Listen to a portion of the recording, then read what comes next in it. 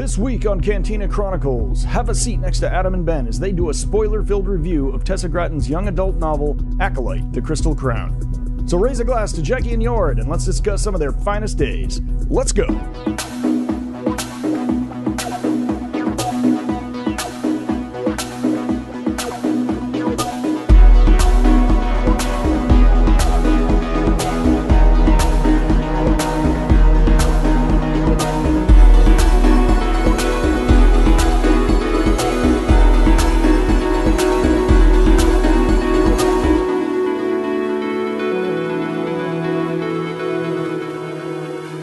Welcome to another week of Cantina Chronicles. This is a weekly Cantina crawl, except for last week that we missed, across the Star Wars galaxy, where we have delightful discourse about all things Star Wars, including news, notes, and theory, synthesizing all media. We contextualize your canon. We are your landing pad for all things Star Wars, and we would be grateful if you would like and subscribe on your podcast platform choice. It makes us feel good about ourselves. Grab a seat at the Cantina with us, and let's chop it up. Today, it's Adam and myself. How are you doing? Yeah, Adam? Good. Looking forward to it. Can't wait to talk about this book. Yeah. Yes, it'll be good. Yeah, we have a book to cover today. We haven't covered actual media in a heartbeat. This is going to be Tessa Gratton's ACOLYTE, The Crystal Crown. And yeah, we're going to get into that in a minute. Yeah, I do want to apologize for not getting the pod out last week, or at least telling you there wasn't going to be a pod last week, but sometimes it happens. This month is Bear. Yeah. Mm-hmm. And, the quick background is Ben and Grant are super busy, and I am somewhat of the linchpin. And then what I forgot was I have a 5-year-old going back to school. So we immediately all got very sick. Yeah. So that happened. But yeah, here we are. Yeah, what are you going to do? It just all, the house of cards finally fell. Yes. And, all we want to do is go to the cantina, get a can of suds, maybe a little spotchka, if you're nasty, and chop it up about Star Wars. And we get to do that today, and I'm grateful. Same. Other fun things that happened this week. We got a little image. I saw it on Reddit. I don't know where you saw it, Adam. I saw it on our text thread. That's where I saw it. That's where I see everything now. Yeah, the source is Variety. First look, Ryan Gosling and his the child lead, and they look like they're on a boat. Yep. In the middle, I guess they're shooting on location in the Mediterranean, and so Gosling is looking handsome and roguish. Is that it? What's the word? Yeah, a bit roguish, bedraggled, a little rough around the edges. He's got some bruising. A little bruising, little black eye, bruised cheek.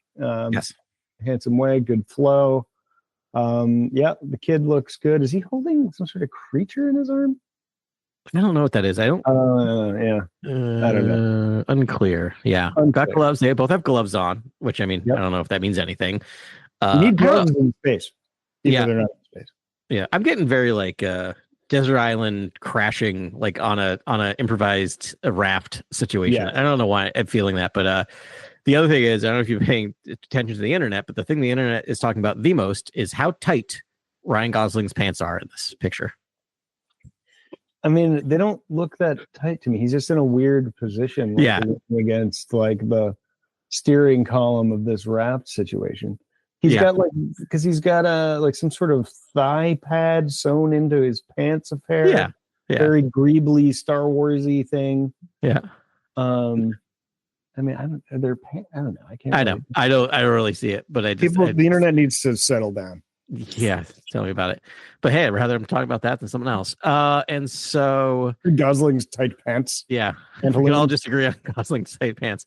I mean, I think that's it. I don't know what else to say about it. I am, and I think Grant mentioned it in the pod or in the thread, but I'm also so happy to see them on location somewhere. I knew it was going to happen with a movie, but boy, that makes me feel like it's going to be a real thing. That movie is going to be a movie. They are shooting that movie. It's wild. We're going to see it one day in 2027, probably. Yeah. Right. Yeah, it's scheduled. It's May. It's May 2027. It's exactly a year, almost exactly a year after Mando and Grogu. So I'm it's really happening. They're actually sticking to a schedule. I thought that when we talked to Kathleen Kennedy personally via this podcast or our previous podcast, Core World News, you can find those in the same thread, that we all agreed that we were going to make Star Wars films only on Christmas. They're going to be a Christmas thing or a year-end thing. We'll do a non-denominational thing, but because that works, and summer is a bad time for a Star Wars flick.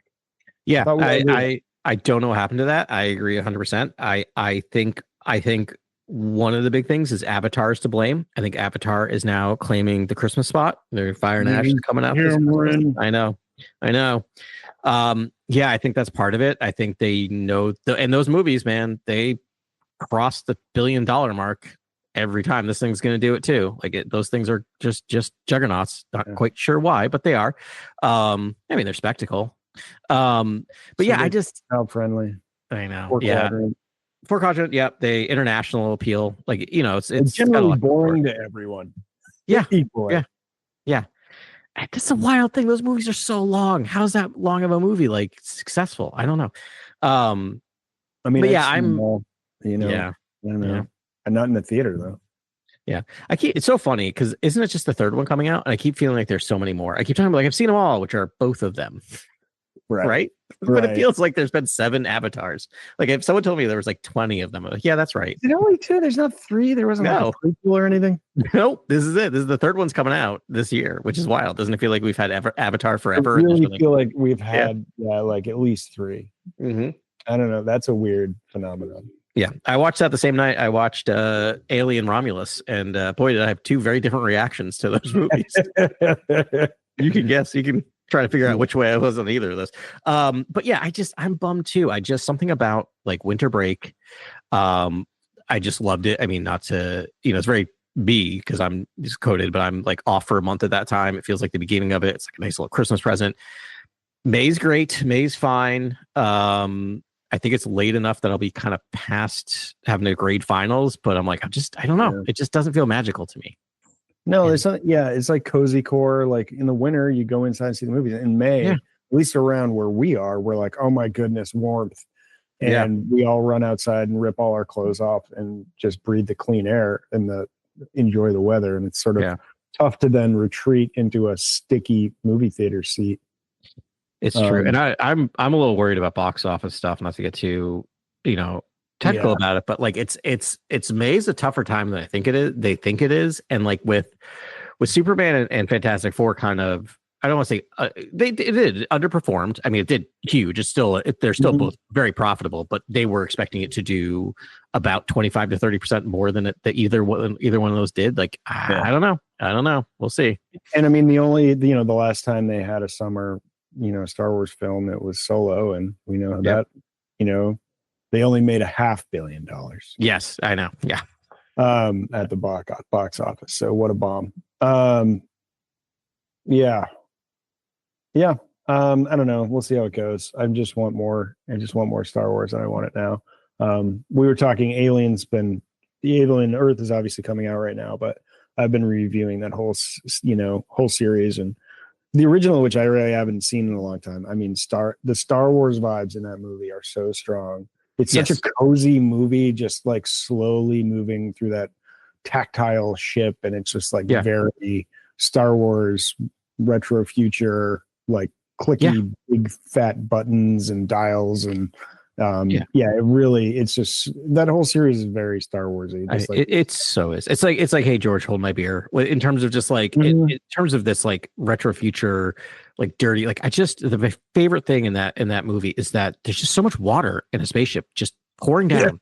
Why? Is how is that good in a closed system? Just water dripping, just constantly. People are smoking like crazy in a closed system. It just makes no sense. It's so great. Yeah. It kind of adds to the tension a little bit. It does. You cavalier SOB. Mm-hmm. And you always get the great. I mean, the cast is always eclectic and good, and there's always a couple ringers in there. Yeah, you get your Idris Elba. I forget the actor's name right now, but Eastbound and Down. Danny McBride. Yeah, I was literally thinking Danny McBride after you mentioned Idris Elba. That's always my go-to. Hey, do you know who's in an Alien movie randomly? Danny McBride. Yeah, it's like he was born there. That was my favorite role of his, and I like great. a lot of stuff. But yeah, he's a great actor. But that was like him kind of straight ahead, but just a little bit of that Southern charm, and it was great. Yeah. Anyways, back to Star Wars. Yeah. There was the Emmys that happened recently, right? And our buddies at Andor, it was Dan Gilroy actually won the Emmy for a screenwriter, right? Yeah, that's right. That's exciting. It's good that they won something. You pay attention to these shows, Adam. I do not. I don't put, I understand as like an insider, they mean one thing. To me, they mean virtually nothing. But it's tough to look at all the films and then pick out these weird awards things. They mean nothing. They mean absolutely nothing. The only one I still watch are the Oscars. But if you pay attention to them, I just find it interesting, kind of the behind the scenes stuff and just like what's get nominated, what doesn't get nominated, and like, it's one of those things where I love that they won for writing. That seems to be just perfectly where they are. I don't know. It was not to get too like inside baseball. It was the Pitt's year. The Pitt was always going to win Best Dramatic Series. That's the Noah Wiley hospital show. But I really feel if that show didn't come out last year, I think Andor would have had a real legitimate shot at winning Best Dramatic Series. I mean, I watched the Pitt and I enjoyed it, but like, I mean, obviously here we are on a Star Wars podcast. I don't think it could carry Andor's water. I like it was just such an amazing show. I guess your budget and all those things, and but just the dialogue in those it's just so captivating.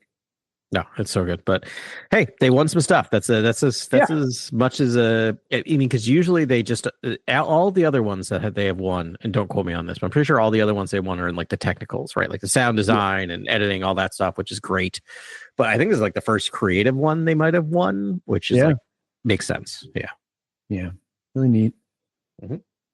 Well, and that's it. No other news. That's our news. That's our news roundup. Little light on the old newsy poo lately, and the stuff to cover about the books are coming out. There's comics coming out. There'll be an animated series coming out in not too distant future. That's right. A couple too, actually, right? Because we got Visions Volume 3. And then we got the Darth Maul Shadow something or other. Shadow Lord, I think. Sure. Yeah, that sounds right. Sure. That's what I'm naming it. So hey, we were thinking about covering 2 books today, but I'm kind of glad we're gonna give them each their due. We're just gonna cover this. This book's been out for a while now, I guess a few months. But we've been kind of tied up with the other content. And how did you feel about those books? So this is like not a young reader, it's the young adult, right? Yeah, young adult, which usually means like middle to high schooler grade, which is like, which is funny. Like I'll talk about more when we cover the Bad Batch book, but like for instance, the Bad Batch book was actually way more adult and gruesome than the cartoon was. So they are aiming towards high school students. There's a particular scene I really want to talk about. But in terms of the Crystal Crown, similarly, and you can tell when it's a young adult because you often get a little more romance, even though it wasn't totally present here. But a lot of the books are more relationship focused in some ways than they are plot driven. And this was par for the course, very focused on relationships in kind of a good way. But yeah, it does kind of have that teen drama thing. Like, I kind of like to start. Like, I want to start positive on this, and it is. I don't know. There's a lot of positive things on it. There's absolutely interesting stories. They're fabulous characters. And more about 2 of our favorite characters, which is great. They're new dynamics. And I do kind of like, as for young adults, there's like Star Wars is just leaning all the way into like, this is how you behave as an empathetic adult. Yes. Like if you want to be an empathetic person, follow these Jedi traits and the traits of all these characters, because they're really like laying down that groundwork thick, and I applaud it and I appreciate it. And like, it felt like it was shooting to an age I was a long time ago, right? But that's great. But it was still like a fun Star Wars story, and it was like and it was self-contained, and I don't know, I enjoyed it. 100%. I agree with all that. I think the other thing that's a real positive is and this is all Tessa Gratton is so good at world building.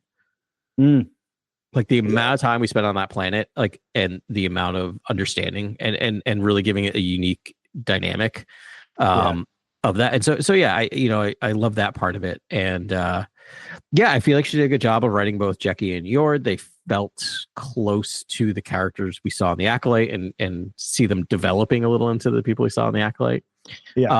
I actually read this one for once. I didn't listen to it. Oh, look at you. Yeah, I did it for both for some reason. I was just like, I feel like reading.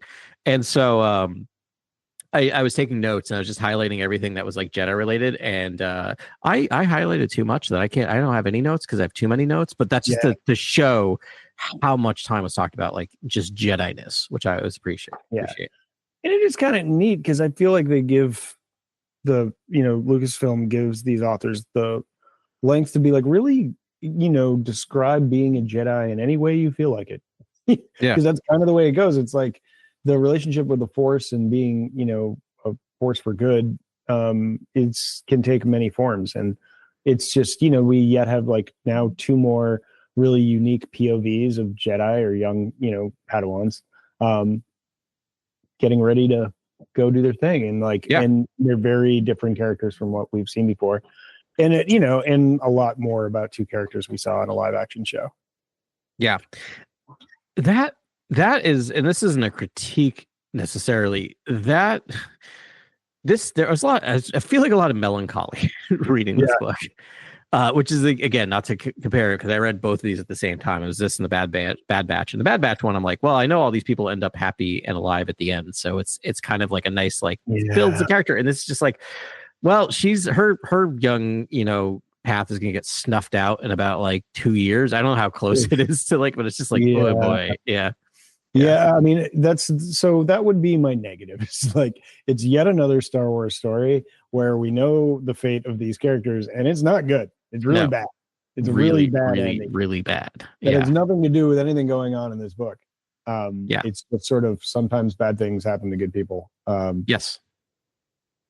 And yes. All right. So we're going to get in.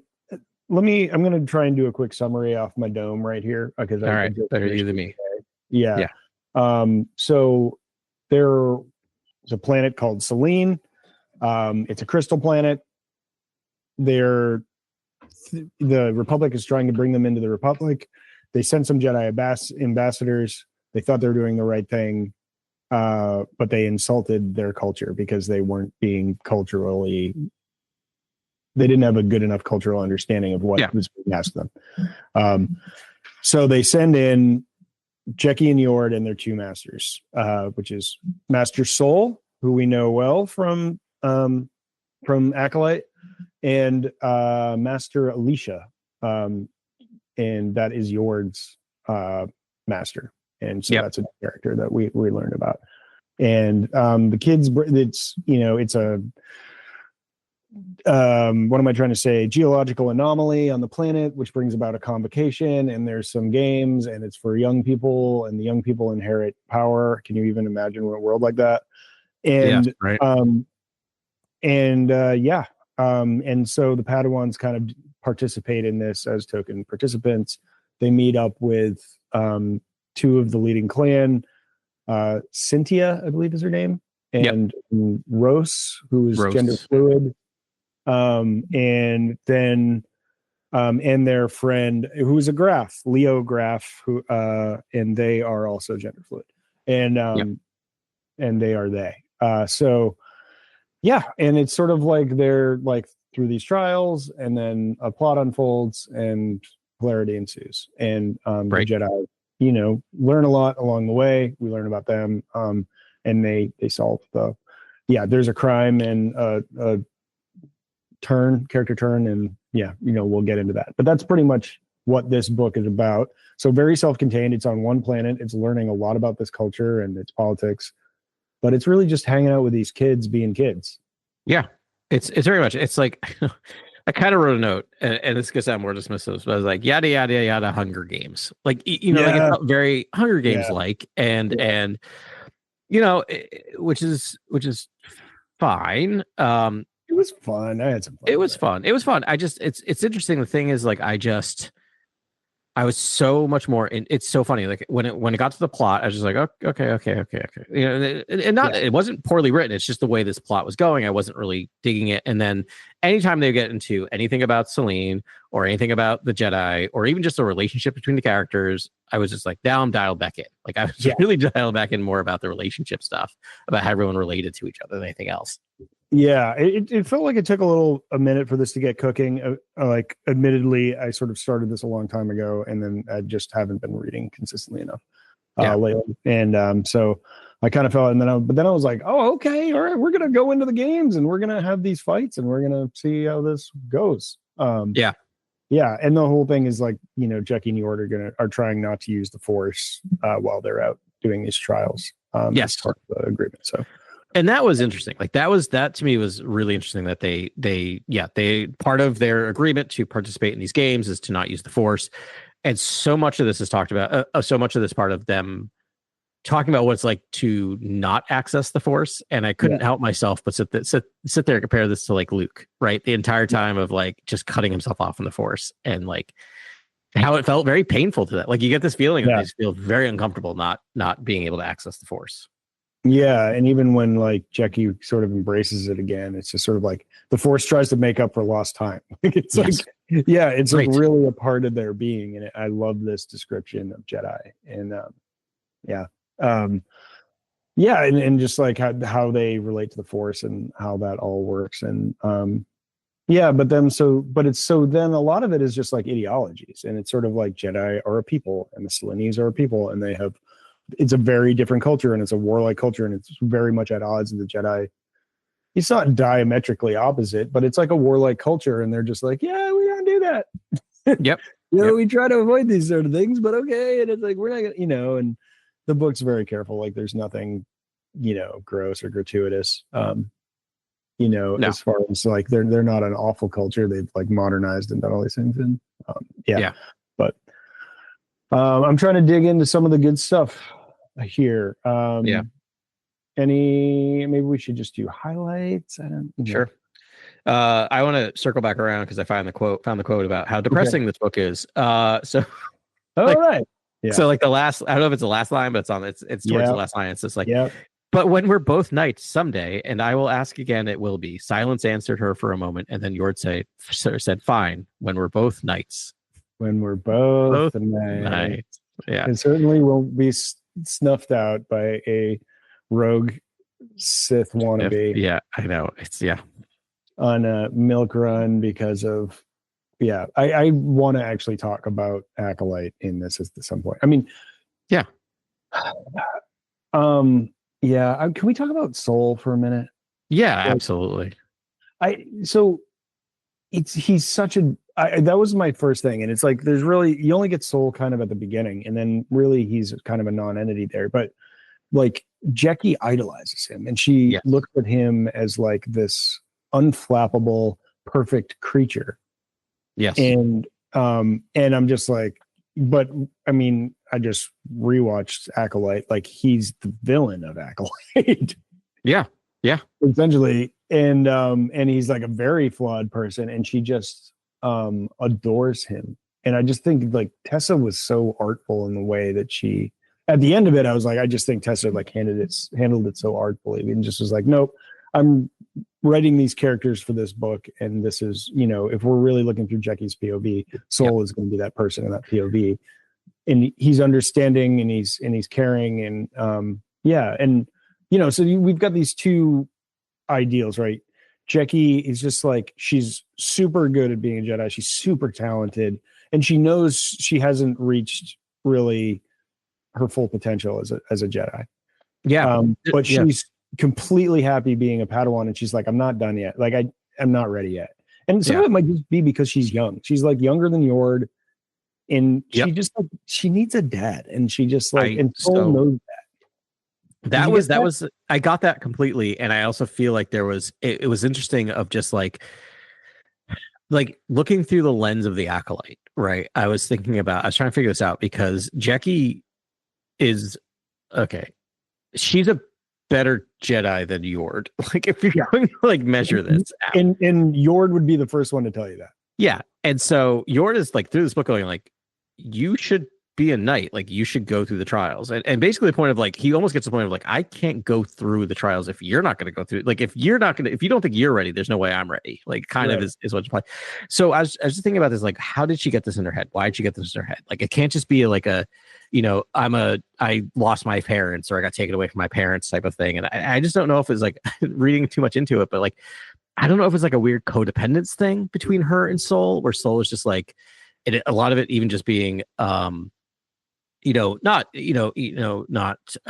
explicitly said, or even it could be just unconscious or subconscious, where it's just like, I lost my last Padawan, I have to like not do that again, and almost like feeding into this need for a parental figure, like going around in the background. I read it as, though she is very young, she's extremely self-aware. Yes. In a way that I wasn't until I was 30. Yeah. Which didn't start trying to be until I was 30. So like, it's like really, that's why it's really it feels like science fiction to me. But I've been in schools, filming and doing documentaries in schools, and there's a lot of really smart, mindful, like there's a lot more mindfulness and self-awareness in the younger generation now. So I'm hoping this is like, they're encouraging something that already exists. But that's kind of how I read it. And she's just like, no, I'm still kind of a kid, and like, they're coy about their relationship.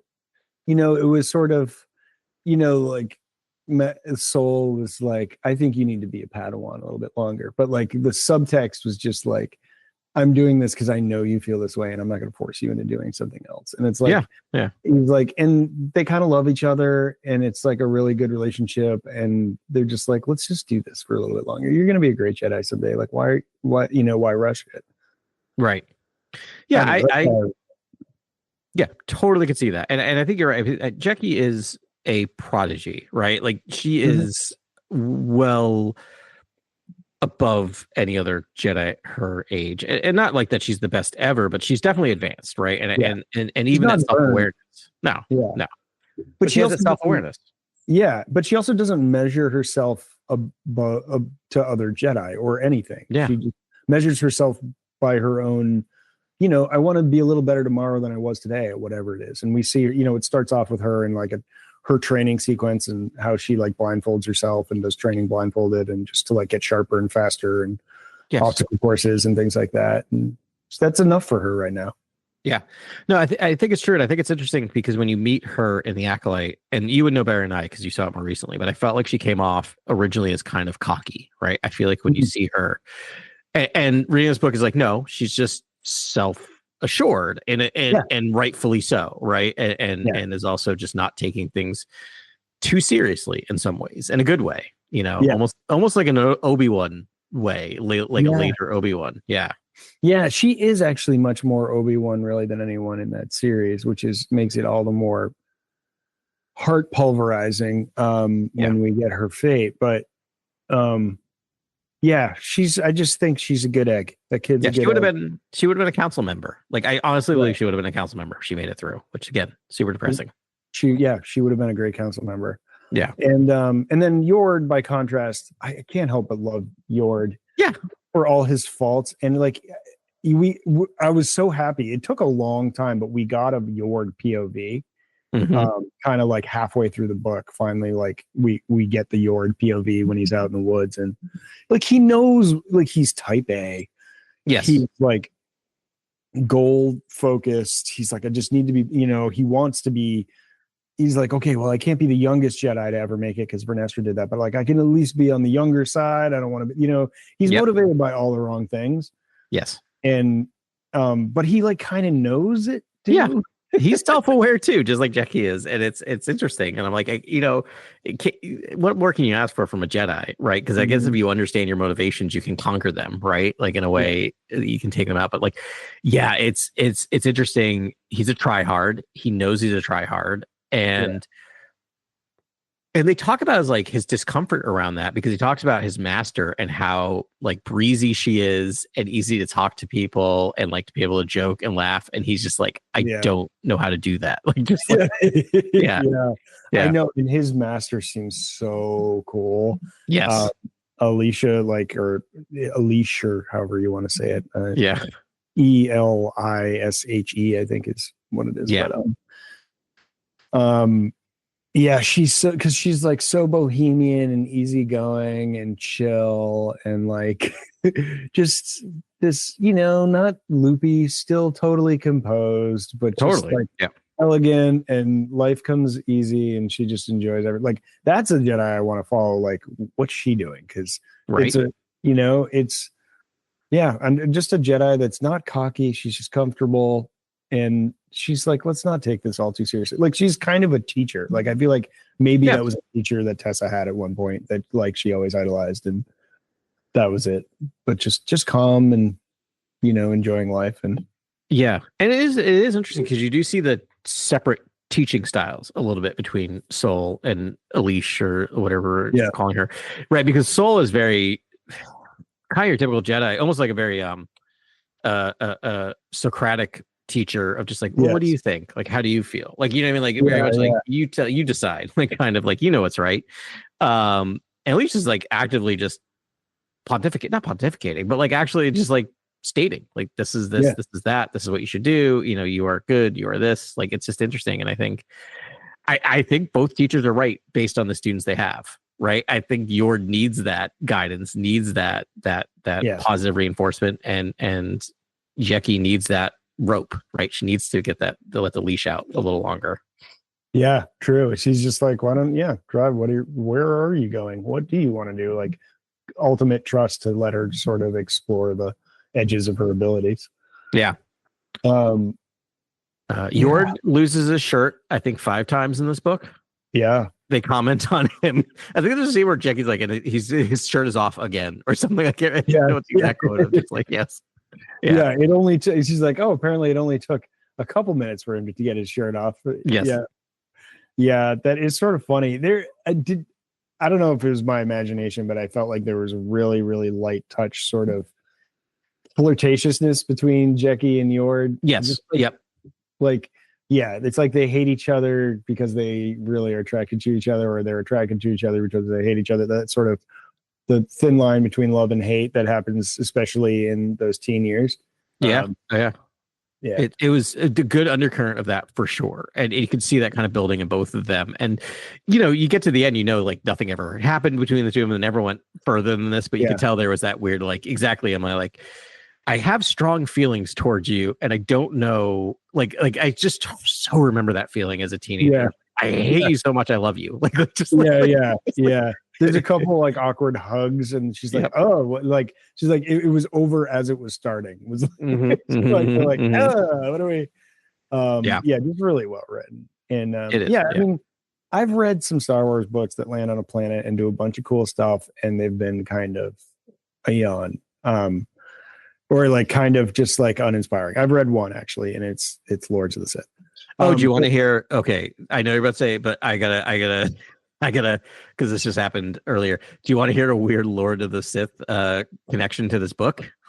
Oh, well, I know one, but yes, please. Oh, what is it? It's the lilacs. Yes, the lilac. That's the only thing that's ever really appeared in is Lords of the Sith. And so I thought of you when I saw that, because I looked up that animal and I'm like, oh man, Ben hates that book. I mean, I don't like it much either, but yeah.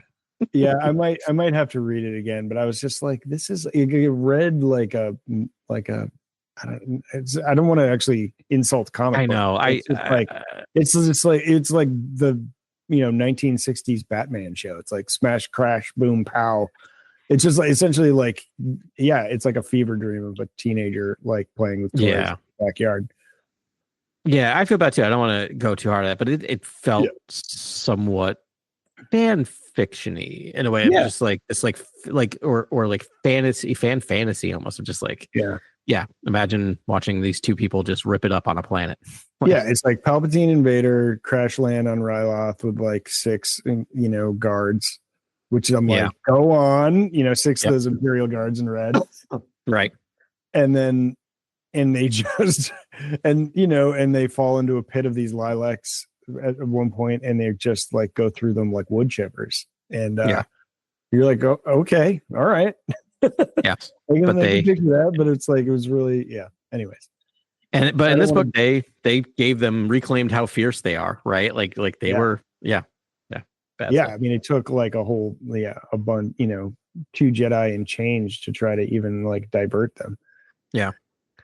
Oh yeah, and actually a real Jedi to sort of kill one, and I guess I think the other thing that I really appreciate about this book that, you know, this is why I love talking through these things with you and Grant, is because like I always come in a little like, if I come in somewhat mixed on something, I leave going, no, I really loved it. You know what I mean? Like it forced me to think about the things I love.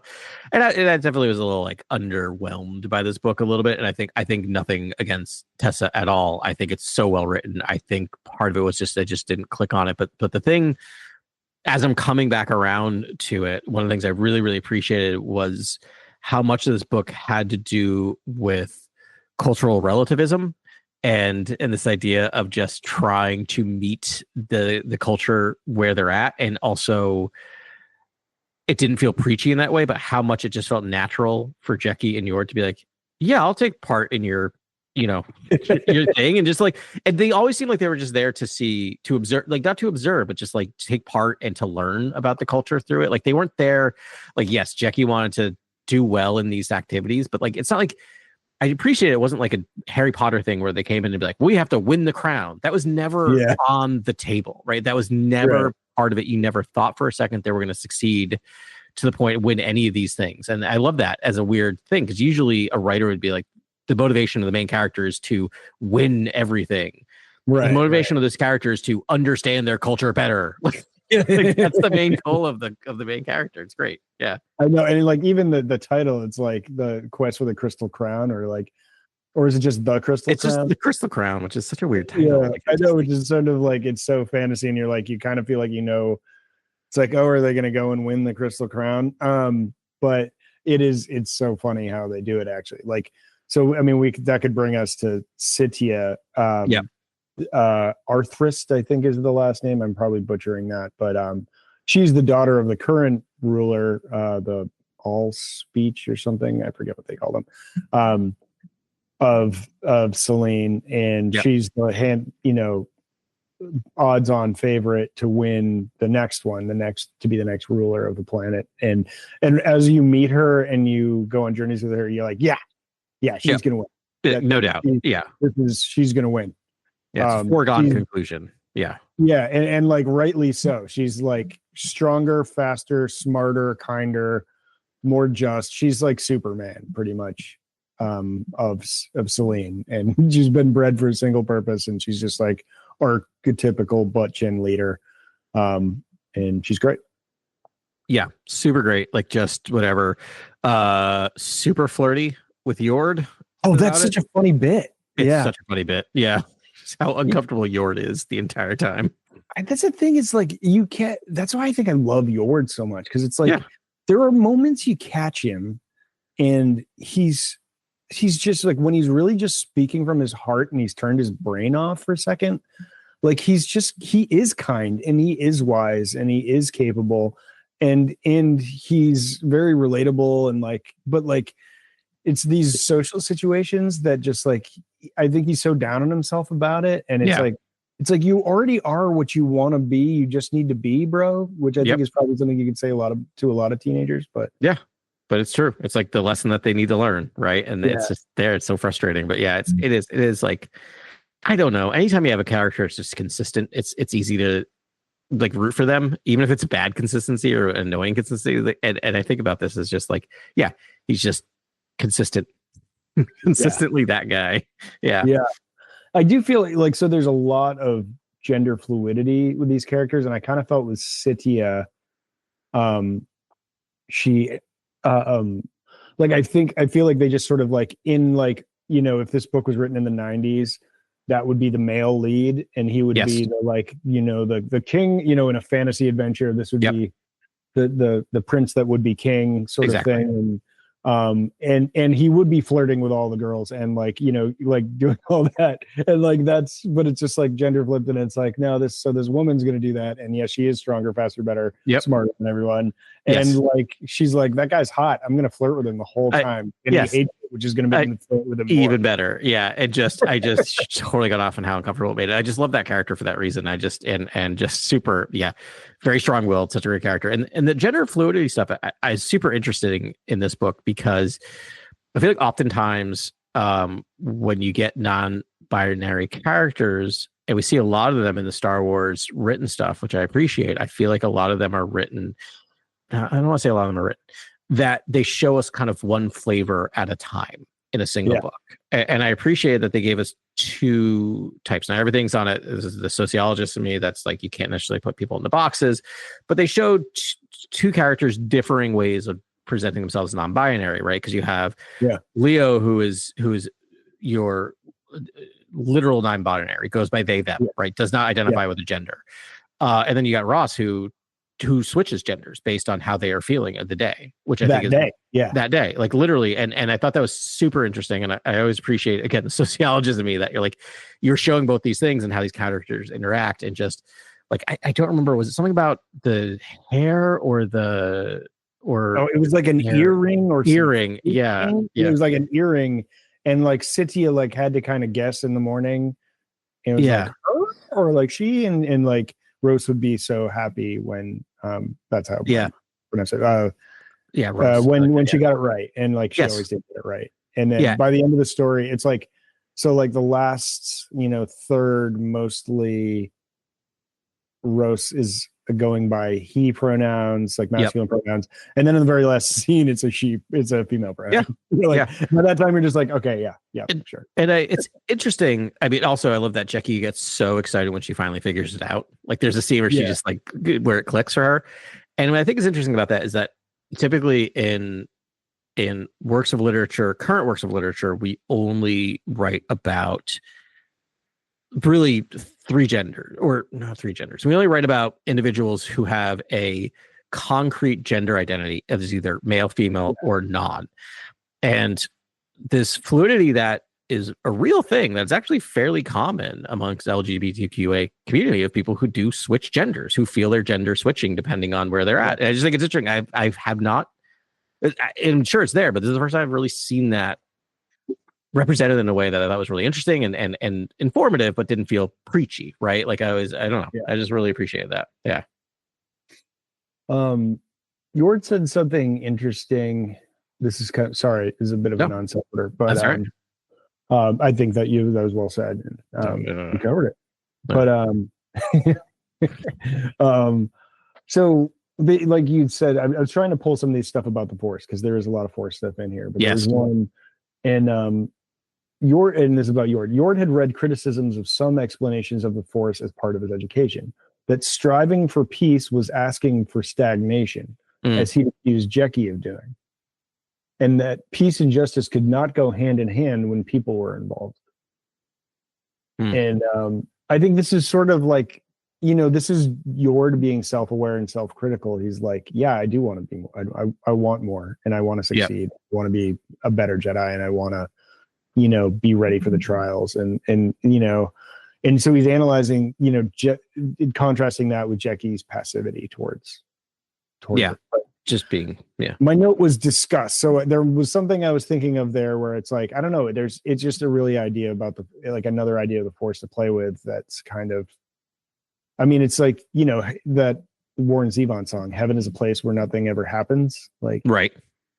It's like, do we want stagnation? Is that what we want? Do we want this sort of null like space? Like, maybe he just doesn't understand what peace means. Like, I don't know. Right. Yeah. It's tough, right? Like it's so hard to think about that, because it's like, yes, if you were to get to nirvana, or you get to like the ultimate state of peace, then yes, I guess you do want stagnation, right? Because if you're there, any change would have to be negative, right? If you're already at peace. But like, I don't know. I think that's an impossibility. Like that's just not how humans or aliens or any sentient being works. And I guess that's how, like, what keeps Yord Yording is he's just like, you're laissez-faire, and when you're ready, and he's like, that works for you, but like for me, that's like, that feels like dying. Yeah. Well, it's really interesting, because now I'm like thinking about this, is like Yord sees that he uses that as an excuse to or justification for what he's doing, which is not bad. He's not doing anything wrong, but just this idea of like, this helps to support his decision to be reaching for more, right? And the fact that saying Jecki is is in a stagnant state is interesting, because it's just this idea of, it's not like she said she's going to be a Padawan forever, right? She isn't a growth. It's just a slower growth than what Yord wants. I just think it's interesting is that perspective of just like, no, she's stagnant. No, she's still growing, just at her own pace. Yeah, at her own pace, which happens to be breakneck also, but just like chill breakneck. Yeah, like, I'm gonna go spend another 12 hours in the training room today. Awesome. Yeah. So I'm going to start a new segment, and I know we're just chatting at the cantina, but a new portion of this conversation that I'd like to call "Did They Smash?" Because I feel like Star Wars is getting, especially the novels, are just sort of like so coy about it. That I feel like there's a lot more sex in Star Wars than is being told to us directly, and so I'm just going to pull this quote from earlier. But this is suddenly Sitya's hands were cupping his cheeks. "You're adorable," she said. This close to her amethyst eyes glittered brighter than her facial crystals. He could feel the tips of her claws in his hairline. "I could kiss you." And his response, "Please don't." Yes. Yeah. Please don't. Yeah. Please don't. Yeah. And and my comment there was, because he'd kiss back. Like, is that his, like, what is he afraid of? And I feel like that would mean I would lose control, and I can't lose control because I must be perfect Jedi. Yes, I think that's it. I think it's exactly that, is that he's afraid of where that would lead to, right? And this idea of, and he is very rigid in his thinking, right? And so he's one of those Jedi that counts a non-attachment to non-romance, right? And he seems to very much live by that rule. So the celibacy, he's like, that's too much gray area for me. Like, no way. However, at the end of the book, she's like, I'm Rose and Sitya want to say goodbye to you. Jecki, you should go. I've already said my goodbyes to Sitya, and I'm not going to go with you. Yes. Yeah. And I'm just sort of like, so my question for you is, did they smash? No, I don't think so. I think Yord, because if they did, I think Yord would, I think it'd be more obvious. I think he'd be so upset that happened. That's why I think he's like, because he was kind of weird to say. It was like weird when he was like, I've already said goodbye. I'm not going to go back again. Clock that. It was definitely strange. Yeah. You're right. And it's a weird beat. And it's only just now I'm thinking, like, maybe it's because they smashed and he like doesn't know how to deal with it. Like maybe the next day, and like he's like, I'm just gonna go now. Like, yeah. Well, that's very true. I like it. All right. By the way, so we can play his game. Yeah, I say no, but possible. I wouldn't be surprised. We can play his game again in the Bad Batch novel, by the way. That's what I'm talking about. It's kind of in every novel. Gonna be. We're gonna have to have a conversation about Tech and Fee, but we'll get there. And Fee. Yeah. That's, she wanted that to happen. Yeah. My answers to that question is always going to be yes, by the way. I would prefer yes. Yeah. Yeah. But yeah, I think by the end of that, of season, 3, whatever Tech's last season was, they were really acting like a couple, but maybe it was like, it was still a burgeoning romance. Yeah. But I guess I will learn more in this novelization. Yes, for sure. That's why I read this book. I read this book because the audiobook isn't coming out till next month. Oh. Yeah, which is wild. Sometimes that happens. Something gets weirdly delayed. I don't know. Yeah. Yeah. But I enjoyed reading it. I think I'm back to reading than listening to audiobooks for a while. So anyway, what else? Anything? Well, there's some other good stuff in here. I mean, we should probably talk about Leonine Graf. Yes. Oh, I did want to talk about, Leo. So he's a Graf, which there's a lot of Grafs in the High Republic over generations. They have literal generational wealth. They are 1%ers in a galaxy, which makes them pretty high for their 0.0000001%ers. Yeah. And and they have this legacy of invention and industry. And and he has stupid money. So he is a Graf, an offshoot from some of the families we've seen. But he appears to just be an immigrant that wants to have a home here in not Satine, Celine. Sorry. Oh, so, yeah, Celine. Yep. Yeah, there it is, Celine, and Siline, and yeah. So much so that like he's augmented. They've augmented their face and their teeth and their eyes to look more like locals. And I was like, oh yeah, and so it's a story of like this planet's modernizing and it's bringing in other cultures and it's not being so nationalistic as it's been. It's and they're bringing in new people, and so that's kind of at the heart of Leonine Graff's story, as he wants to be kind of accepted in Celine culture as a true Celanese, even though he's born on the planet, lived there his whole life, but doesn't have the heart crystals and grow the crystals on their face and necks and collarbones and all that. Yeah, there's something going on with there's something going on there, and I can't quite put my finger on it, and I don't. Something interesting, right? With this idea that they really want to be to the point where at the end of the novel they agree to like trial by combat, which they know they're going to lose, right? Like they know they're dead, as opposed to they could have very easily gotten away with it. Like there wasn't enough evidence there to convict, but they want to be identified as a native of that world to the point where they're willing to lose their life to be seen as a true Celestin, or whatever that phrase is.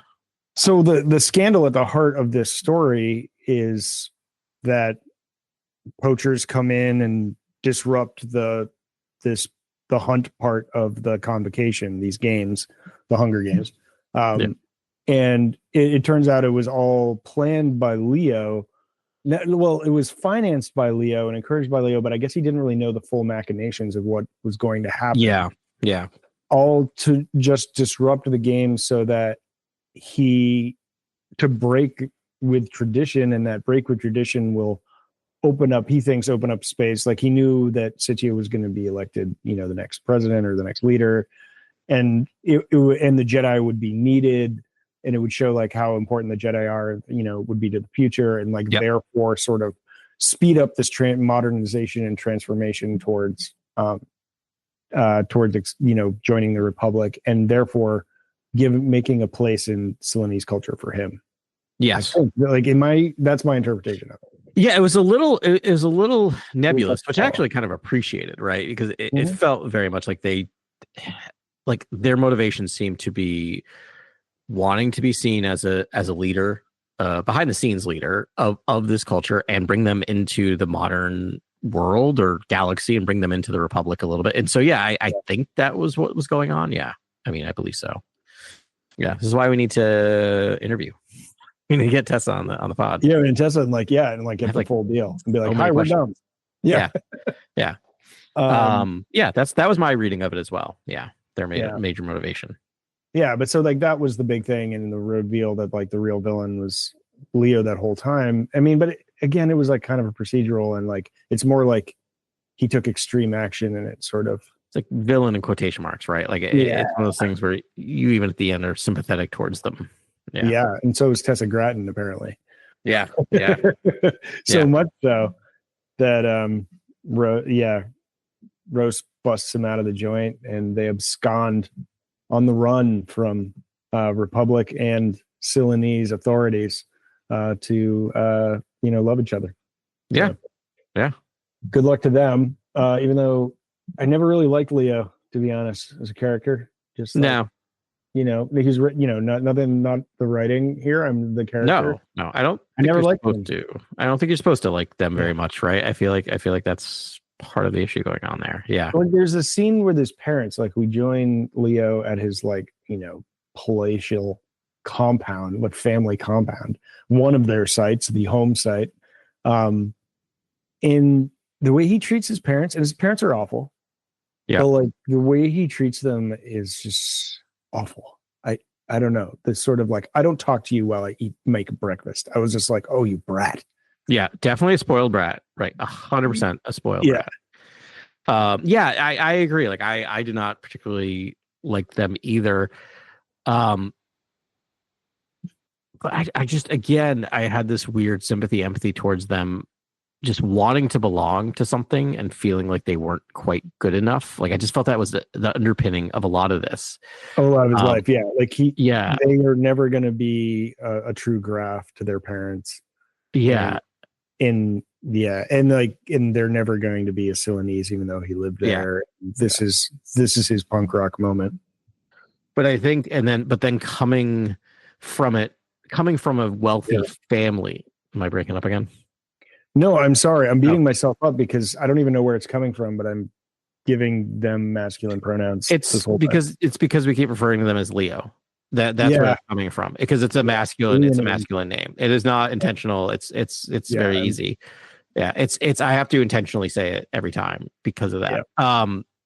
But I was gonna say, but because they come from this like wealthy elite family, their way to deal with this is to not like work on themselves or their friendship, but to try to fix the entire planet. Right. Yeah. Like into their, so it's very like you can sympathize and empathize with them to a certain point, and then you're just like, well, no, you're just a spoiled brat. Like from a rich family. Kind of rat. Yeah. The rich family. Yeah. Rich kid solutions for rich kid problems. Yeah. Yeah. Well, I think that's it. I mean, we covered Did They Smash? And that was it. Yeah, I mean, Rose was kind of it was an interesting character, love interest for Leonine. Yep. And didn't really know what their motivations were either. No, they felt a little less developed than some of the other characters. And I think it's because we don't spend as much time, I feel, with that character. And yeah. I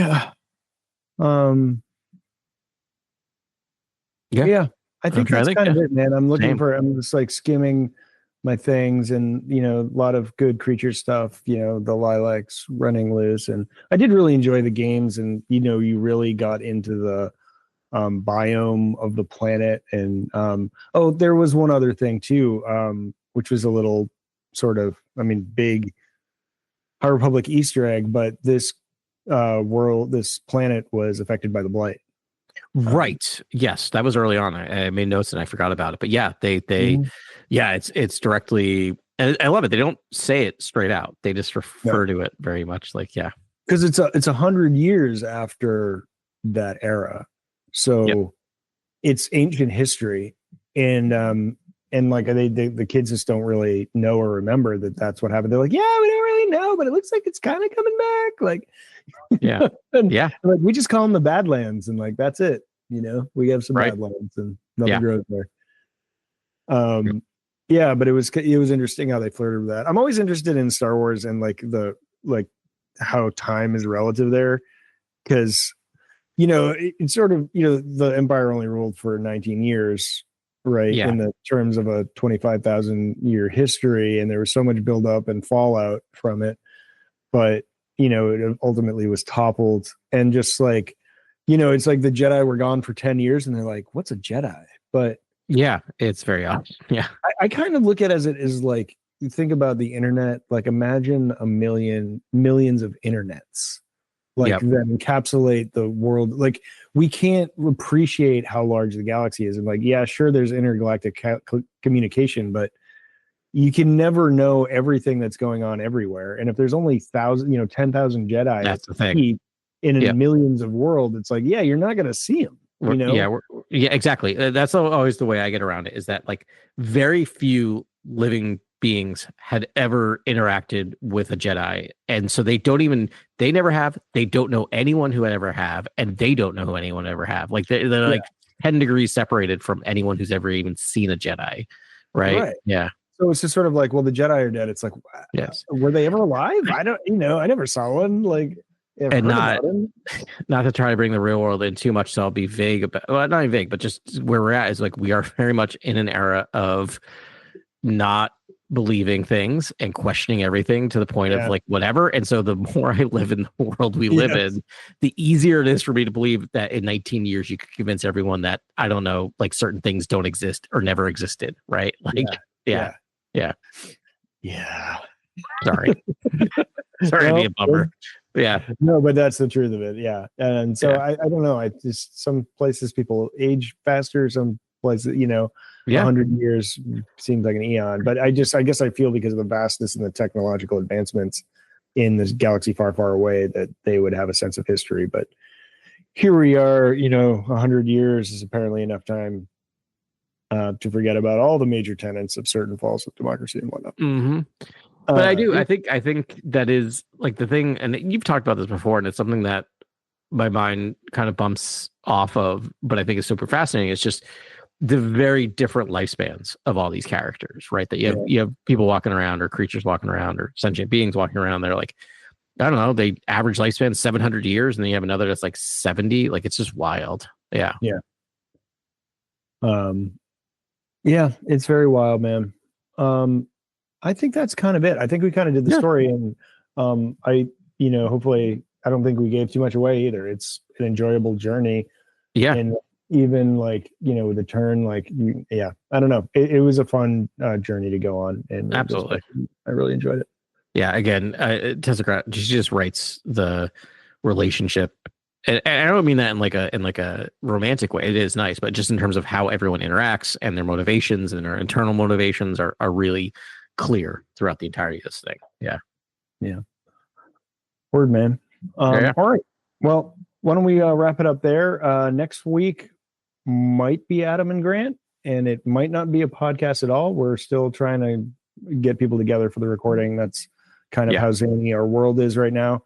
But actually, I think you guys are going to have a fun one, and we'll do an offshoot there. And then I think the week after that, we're going to jump into the campaign, and that should be a few weeks worth of original Star Wars content and thinking, and in a whole different format for what we usually do.